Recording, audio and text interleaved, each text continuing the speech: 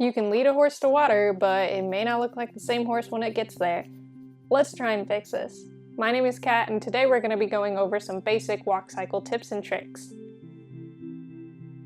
Before you begin, you're going to want to know a little bit about the anatomy of the creature.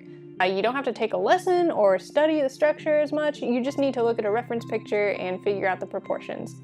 So when you find your reference picture, draw a simple sketch of it to begin, and keep in mind sizing as you do things. So for example, how big is the hips in comparison to the torso? How big are the ankles in comparison to each other? Are they consistent? How big is the head in comparison to the hooves? Keeping these little things in mind and constantly comparing each element to a different element will help keep the whole image consistent.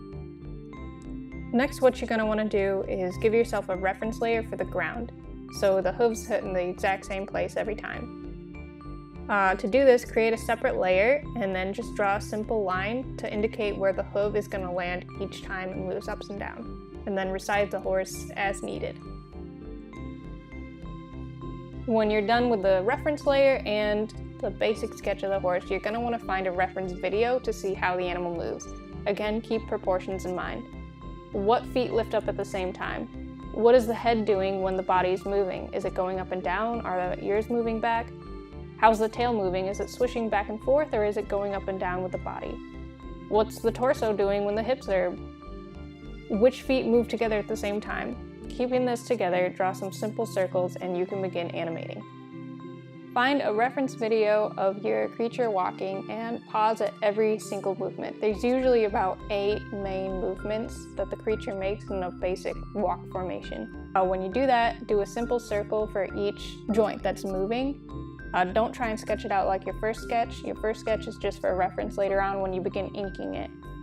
When you begin inking, put your minimal movements on a different layer. So for example, the head is only bobbing up and down. So I did a sketch of the body in one layer and I copy and special paste the head in a different layer, so it's just adjusting the movements instead of redrawing the thing over and over and over again. When there is a part of the body that moves a lot but doesn't change its shape, such as hooves, do another special paste in the same layer of the outline and delete the parts that are changing a lot, and then just adjust the hooves accordingly.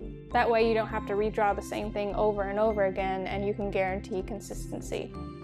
Make sure you're animating the body first with the legs, the hooves, the torso, the hips, and then worry about secondary movement such as the hair and the tail last. When you finish animating the body and outline, turn your frames per second down to around 10 and hit play. By watching it move slowly, you can see the major changes that you need to fix.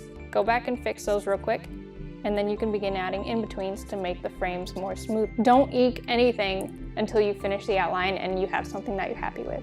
That way you don't have to make a bunch of minimal adjustments all over again. When you're finished, go ahead and export it and put it on a background.